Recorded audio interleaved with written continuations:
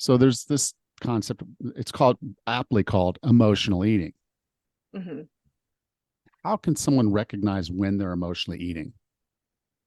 Well, a lot of people, first of all, I think they're emotionally eating when they're actually just deprived and restricted.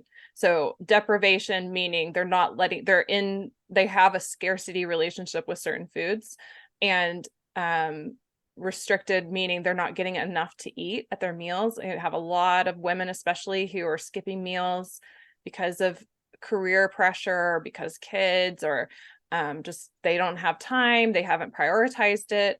And so they're showing up to the end of the day after a long day with their stress built up, and they're sitting down and they're eating nonstop and calling it emotional eating because they're stressed and emotional. But in reality, what we've seen is that when we help people to come out of those two states of deprivation and restriction, and they're eating enough throughout the day and they're regulating themselves physically and mentally with like making sure they're satisfied with their food and what they're eating, um, that emotional eating is reduced by quite a bit. So we work on that first before we ever even get to emotional eating. And then, so things need to be eliminated first, and then you can start to um, take a look at our emotional resiliency. That is such a big deal. Just, I think that so many of us are so afraid to feel our feelings. I think that anyone who's 40 plus never had any sort of emotional as a kid or growing up. Um, it just it feelings were not talked about. Like I was allowed to feel happy, but nothing else. Like everything else was very uncomfortable for my boomer parents, and like very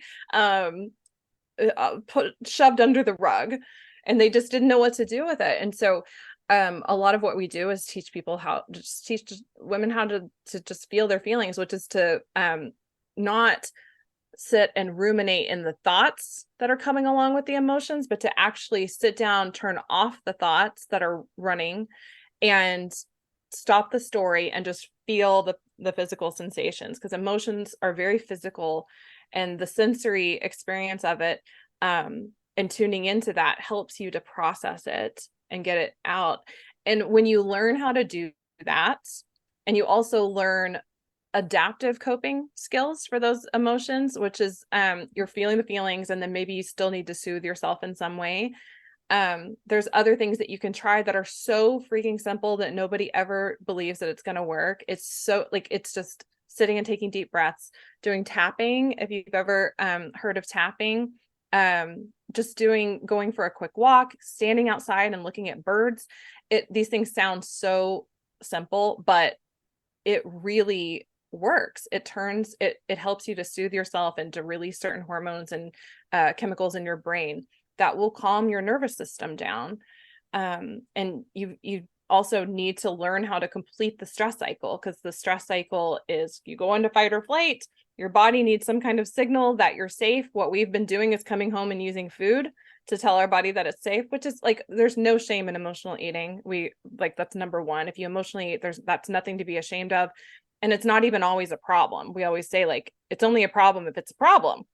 Um, but turning completing the stress cycle can look like just shaking your, like coming home and just shaking your body, shaking your arms and legs. It's a way that animals do this to shake the stress and move the energy out of their body. We can do the exact same thing, and it's very simple, but it works. It definitely works.